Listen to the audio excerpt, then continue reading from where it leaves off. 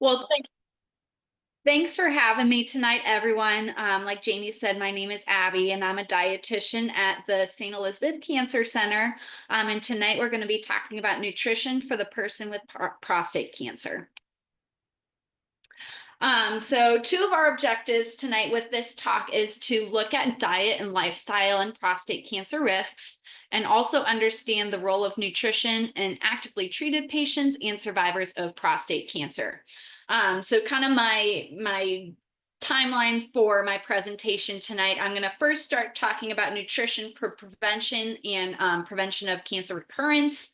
Then I'm going to talk about nutrition during treatment and nutrition for survivorship. So prostate cancer is one of the most common types of cancer in men. Some of the main risk factors are age, ethnicity, and heredity. So it's more common in people over 65 years of age and those of North American and Northern European descent. And in the US, there is more prevalence in Black men. So with that, those risk factors that I just listed are non-modifiable, but there are also many risk factors that can be modified to lessen the risk of developing prostate cancer. Some of these include weight, tobacco use, alcohol use, low levels of exercise, diet, poor sleep, and low adherence to cancer screenings. So nutrition definitely plays a large role in many of the modifiable risk factors. So a plant-based diet is associated with lower risk of prostate cancer and of disease recurrence. We'll go into more detail about what a plant-based diet looks like in the coming slides. And studies also suggest that diet and lifestyle modifications such as physical activity may slow the progression of prostate cancer and lower the risk of recurrence. So when I'm talking about physical activity, it doesn't have to be, going to the gym or running or walking, things like that. It can be, general household tasks, getting out in the yard and doing yard work, things like that. So it's really important that you choose activities that you enjoy, because this can lead to better compliance with the physical activity recommendations. So things like joining a class, asking a friend or family member to participate in exercise with you, getting outside and seeing a new place are all great ways to help you get more physically active. Oh, there we go. Okay. So why a plant-based diet? The phytonutrients and the antioxidants on the screen are what help, kind of make a plant-based diet important. So phytonutrients literally means plant chemicals. So these are substances that are found in plants that can prevent various diseases. They have anti-inflammatory and immune boosting effects, which can make them very important in cancer prevention. So phytonutrients are found in things like garlic and onion, and cruciferous vegetables like broccoli, cabbage, kale, and cauliflower.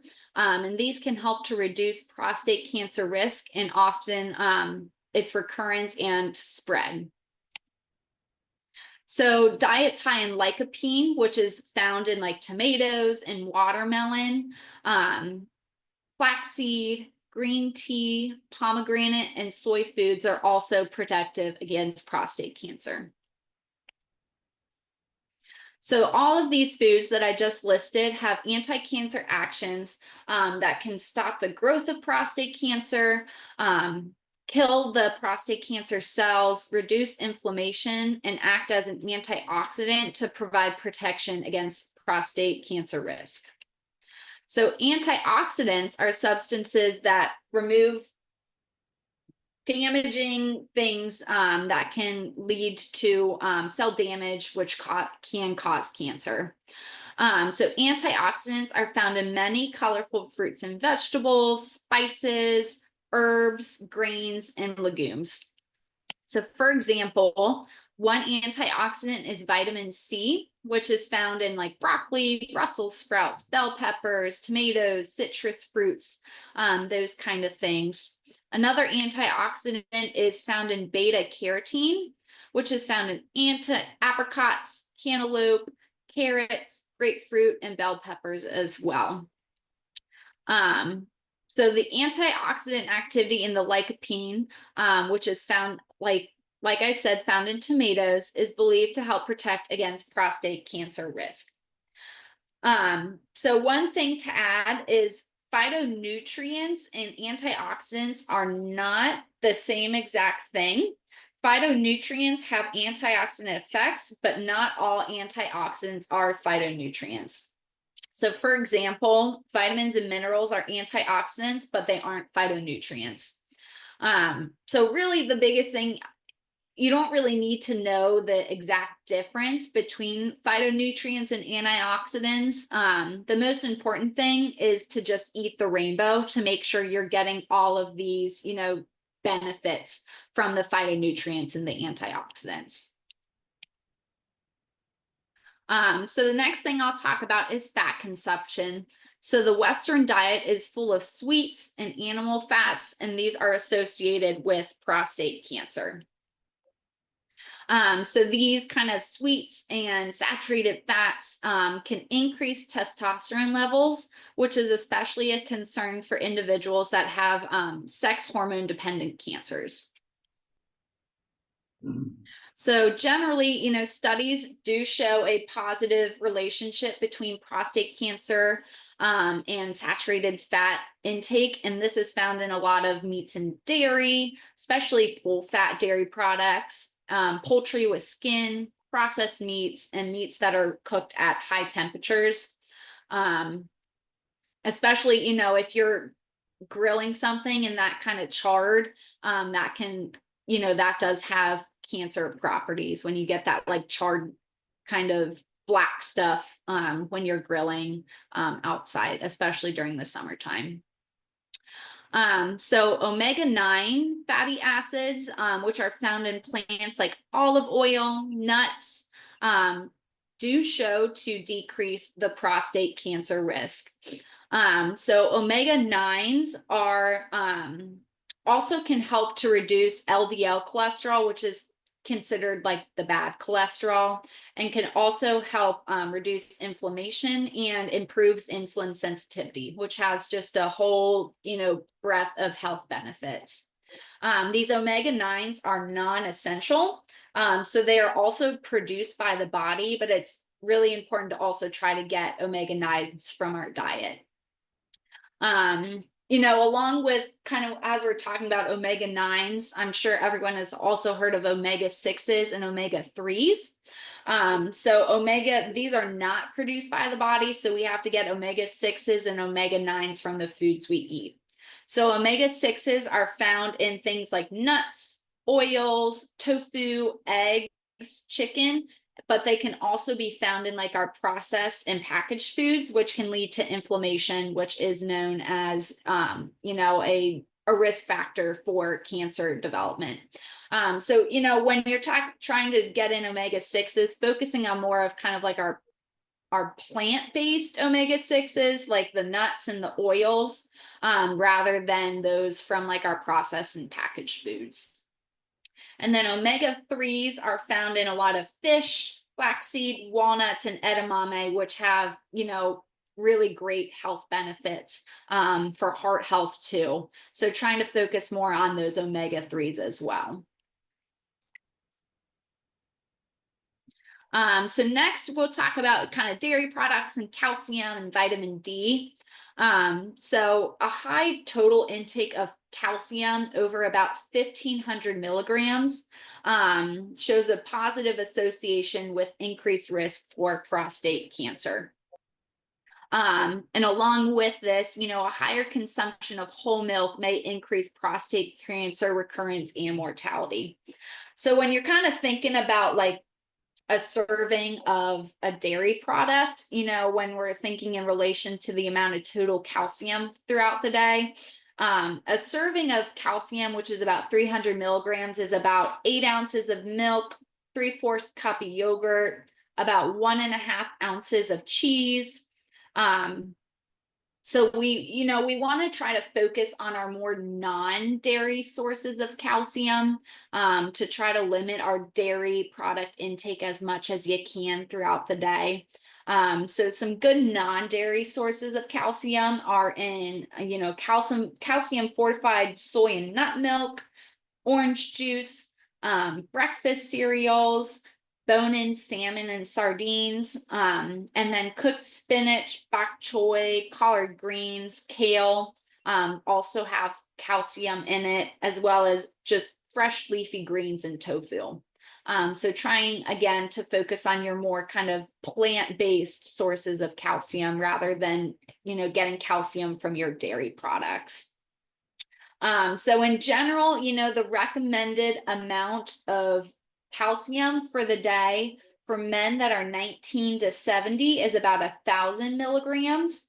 And for those that are 70 and older, it's 1,200 milligrams. So just to kind of give you a baseline of what you should aim for in terms of calcium intake throughout the day. So when you are, eating dairy products, trying to opt for that more kind of low fat dairy product, rather than your full fat dairy products, which contain more saturated fat and can increase your risk of prostate cancer. So the next thing we'll talk about is dietary supplements.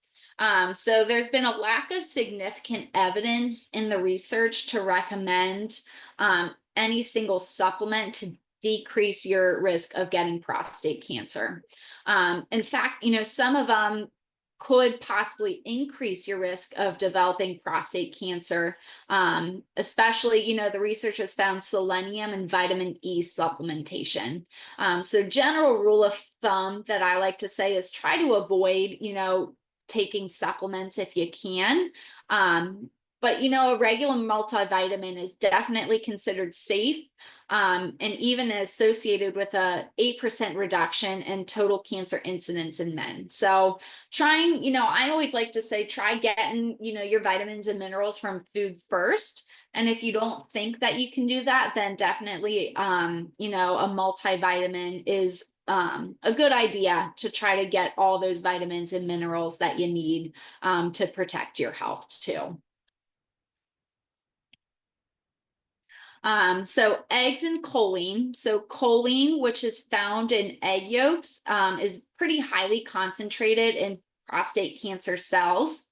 So there have been studies that have found an association between high dietary choline intake and higher than normal levels of choline in the blood, which can increase risk of developing prostate cancer. So some other kind of, sources of choline are organ meats, roasted chicken breast, cod, shiitake mushrooms, lima beans, cooked cauliflower, red potato, and soybeans. So trying to be mindful of your intake of those foods to try to limit, your concentration of choline in the blood. So next we'll talk about, that physical activity aspect of prostate cancer prevention. So it has been found that having a higher body fat percentage is strongly associated with advanced prostate cancer.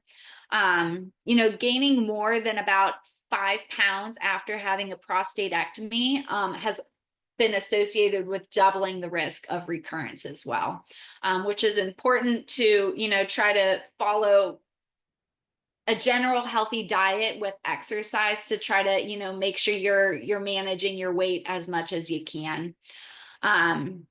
A weight gain of about 5% or more has also been associated with twice the risk for prostate cancer specific mortality.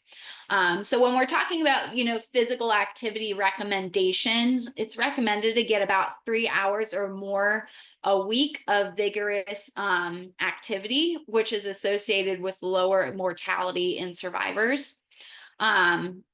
So kind of getting aerobic and resistance exercise can help to lessen the side effects of anti-androgen deprivation therapy, which is pretty common for treating prostate cancer.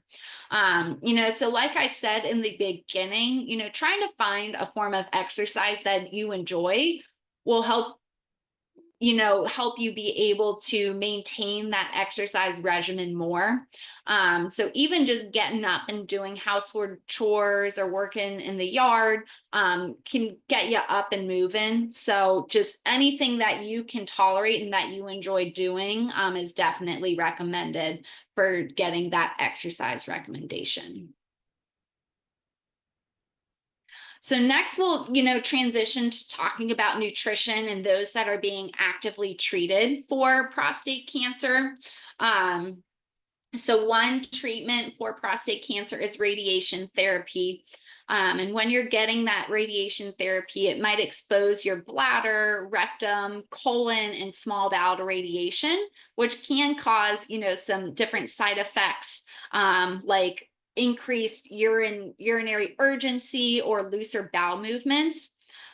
So if you are experiencing some looser bowel movements while you are on treatment, it's recommended to reduce your insoluble fiber and fat intake, which can help, lessen the number of bowel movements that you're having throughout the day. So it's recommended to try to kind of eat smaller, more frequent meals when you're having looser bowel movements. Insoluble fiber is found in a lot of our whole grain products, our raw fruits and vegetables with skin and seeds, as well as nuts and dry fruits. So if you're having a lot of loose bowel movements, trying to limit those foods as much as possible and focusing on soluble fiber, which can help to add, some bulk to your stools. So soluble fiber is found in bananas, applesauce, potatoes, and oatmeal. Another thing to limit when you're having those looser bowel movements is greasy, fatty, spicy, and super sweet foods, because that can, cause some increase in those bowel movements, as well as carbonation, caffeine, cruciferous vegetables, which is like our broccolis, cabbage, cauliflower, those kind of foods, as well as beans and whole grains. So another treatment that is common for prostate cancer is that androgen deprivation therapy, which helps to decrease serum testosterone levels and helps to increase estrogen. So one thing that is more common on this type of therapy is bone loss. So some recommendations to prevent this as much as possible is do weight-bearing exercise and resistance exercise about 2 to 3 times a week. And, that can even just be, body weight. Weight-bearing exercise is totally fine. Another recommendation is to get about 1,000 to 1,200 milligrams of calcium daily from a supplement or from food. I always recommend trying to get it from food first. And if you aren't able to do that, then, talking to your doctor about getting a calcium supplement. Another thing to consider is a vitamin D supplement, which can also help with bone health. Another, side effect of the androgen deprivation therapy is decreased insulin sensitivity. So one recommendation to prevent this as much as possible is to eat a heart-healthy diet with balanced complex carbohydrates, which is, in a lot of our fiber foods. So our whole wheat breads, brown rice, quinoa, oatmeal, those type of foods contain complex carbohydrates. And then another recommendation for that is to stay physically active. Another side effect of this is elevated lipids. So this, can cause some blockages in arteries. So to prevent this as much as possible, it's recommended to follow a heart-healthy diet and stay physically active. So in that heart-healthy diet, the focus is on a lot of, fruits and vegetables, whole grains, and lower fat products. So our oils, lean meats, fish, and beans are good things to focus on.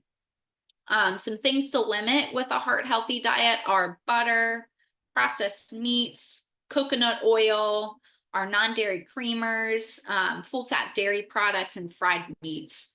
Some other kind of high fat and high salt foods to limit with our healthy diet are processed packaged foods and fast foods as well. So another side effect of that ADT is hot flashes. So to help manage this, it's important to try to maintain a healthy weight as much as possible, and add some moderate aerobic exercise into your routine. So this can include walking, the elliptical, the bike, really anything that gets your heart rate up a little bit. Another recommendation with hot flashes is to limit as much as possible, like hot beverages and spicy foods, alcohol, caffeine, and smoking. ADT can also cause a loss of muscle mass. So kind of like the bone loss, it's recommended that you do resistance exercise 2 to 3 times per week, and also consider protein supplements. So, protein supplements, we typically think of like our Boost and our Ensure products have some protein in it, and also protein powders too can help to increase your protein intake if you're having trouble getting enough protein in throughout the day. Another side effect of the ADT is that anemia. So one way to try to manage this is to try to increase your iron consumption throughout the day. So that's found in things like spinach, white beans, lean meats, fortified cereals, soy, lentils, rice, and nuts.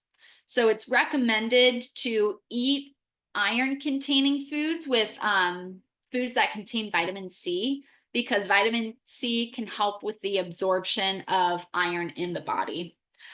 So some things that might limit your absorption of iron in the body are things like calcium, oxalic acid, polyphenols, and phytates. So this is found in things like our dairy products, leafy greens, chocolate, soy, nuts and nut butters, berries, beans, potatoes, spinach, and carrots. So trying to not eat iron and like calcium together, because the calcium prevents your body from absorbing as much of that iron. So for nutrition and survivorship, it's recommended that you maintain a weight within a normal range as much as you can. You might need calcium and vitamin D supplementation, especially if you've been on that androgen deprivation therapy, because your calcium and vitamin D stores in your bones might be a little bit depleted by that. And then, like I've been talking about, trying to stay physically active as much as possible to be able to maintain a healthy weight and that bone density. So really, general rule of thumb is trying to get at least 30 minutes of exercise in per day on most days. So the next couple slides will go over, a lot of the foods and food kind of products that we've talked about throughout this presentation, and how much is recommended that you get in each day or each week. So we'll kind of run through this together. So cruciferous vegetables, really trying to include at least 1 serving per day, because those have a lot of our phytonutrients and antioxidants in them. So that's in a lot of like our broccoli, cabbage, cauliflower, kale, things like that. So then lycopene, like I mentioned at the beginning, is a great antioxidant. So trying to, get dietary sources as much as you can from your tomatoes, guava, and watermelon are good sources of that. And it's best absorbed when you eat lycopene with some sort of fat. So some things that you could do that with are like olive oil, avocado, or nuts. So when we're talking about poultry, trying to choose poultry without skin, and that's not processed, because your processed with skin has a lot of saturated fat in it. In terms of fish, trying to get about 2 servings in per week, but trying to avoid swordfish, shark, mackerel, and tilefish because of their high mercury levels. So back to that dairy, trying to limit your consumption of dairy products to 1 serving daily. I know that might be a little bit difficult. So if you are going to go over 1 serving a day of dairy, trying to choose the low fat dairy products instead of the full fat dairy products as much as you can. And again, trying to get more of, because calcium is important as we've been talking about. So trying to get your non-dairy sources of calcium in as much as possible from your leafy greens, soy, seeds, lentils, beans, almonds, and salmon as examples. So back to the saturated fats, trying to avoid all food sources of trans fat and limiting saturated fat to about 6% of your total energy intake. So some ways to do this are to limit your whole milk dairy products, red meats, processed meats, poultry with skin, and most of your baked goods. So in terms of eggs, trying to limit your egg yolk intake to 2 yolks per week. So a way to do this is trying to maybe just make like egg whites, which, the egg white has a lot more protein in it. And the egg yolks, again, are more concentrated in that choline, which we're trying to limit as much as possible. In terms of the omega-6s and arachidonic and linoleic acid, trying to limit your intake of the arachidonic acid by limiting your consumption of like a lot of our higher fat meats, butter, egg yolks, and whole milk dairy products. A way to limit linoleic acid is by limiting certain vegetable oils to just about a tablespoon a day. So some of those vegetable oils that contain the linoleic acid are corn, safflower, sunflower, and cottonseed oils.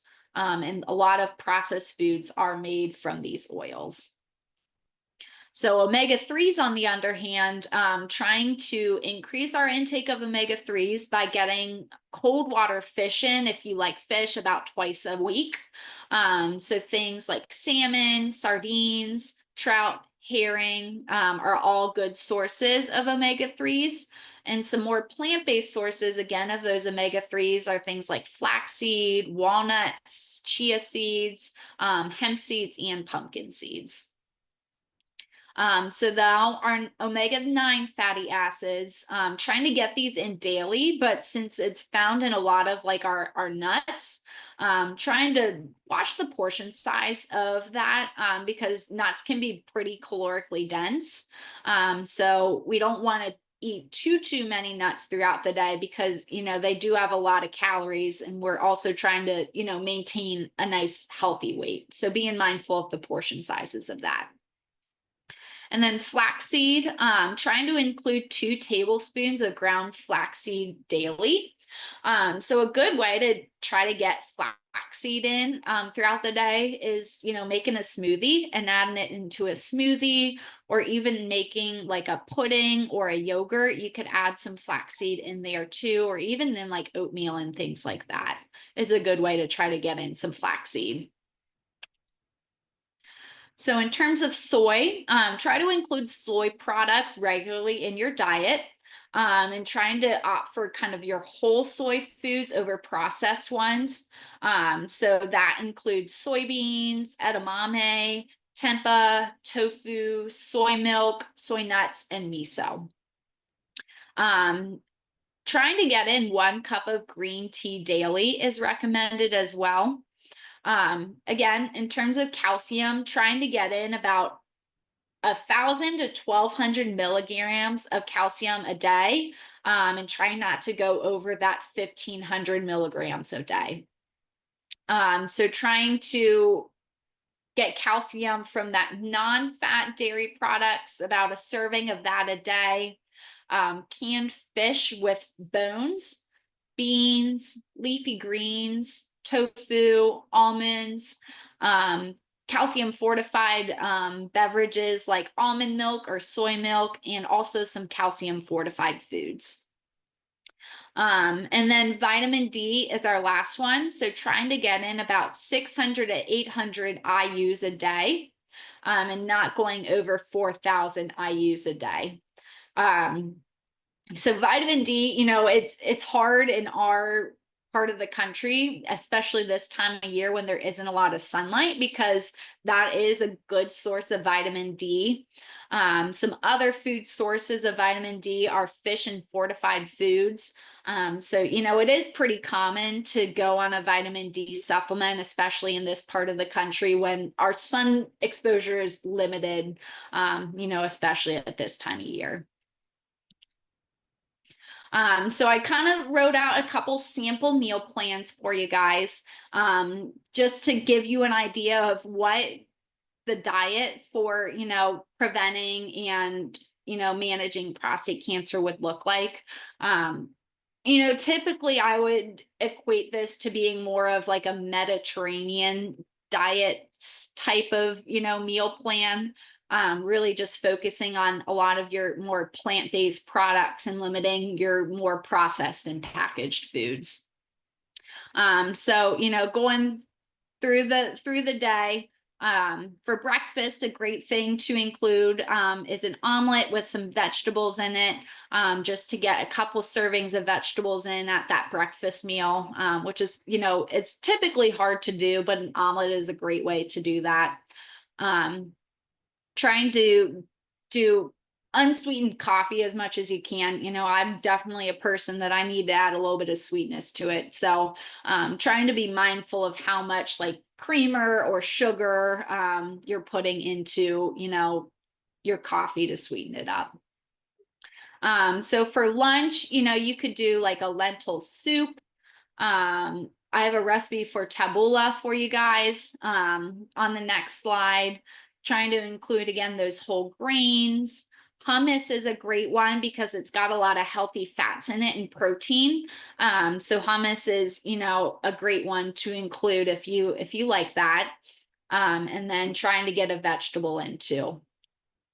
So for dinner, trying to include a protein source from fish, kind of those leaner meats without skin could be another one too. Trying to get in some sort of, carbohydrate from whole grains. So whole grain pasta, brown rice, quinoa, are all great sources of some good whole grains. And then trying to get in a couple, servings of fruits and vegetables as well. So tabouleh is, kind of a vegetable grain salad. So bulgur is the good type of grain to be including. You could even substitute that for like quinoa or something like that, kind of your little more fine grain products. It's got some tomatoes in it, cucumber, parsley, mint to bring out some good flavor. And then it's also got that extra virgin olive oil as that healthy fat option. So this could be something to try, putting it over pita bread to kind of, have something to eat it with too. So here's another sample meal plan for you. Another good suggestion of a way to try to get in vegetables in that breakfast meal, especially, is doing a smoothie. So adding like some spinach or avocado into a smoothie. It makes the color a little bit less appealing sometimes, but you really, really can't taste the spinach or like avocado in a smoothie, especially if you add a lot of fruit in there. So that could be a way to sneak some vegetable servings in without, a whole lot of flavor. You can even add like flaxseed and protein powders into your smoothie to try to really increase the healthy fats and the protein content of that too. Salads are a great one to include in your rotation. You can get both servings, of vegetables and fruits in a salad if you like kind of a sweeter salad. Another good one, if you've never had tofu, I would recommend trying it. you know, kind of throwing it over the grill or over the stove and kind of like pan frying or stir frying it is a great way to get in more of that plant-based soy product without, you know, adding a whole lot of fat or anything like that.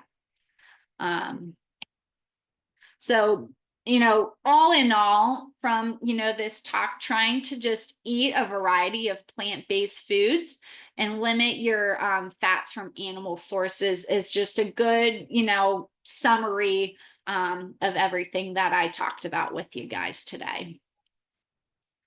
So that's all I've got.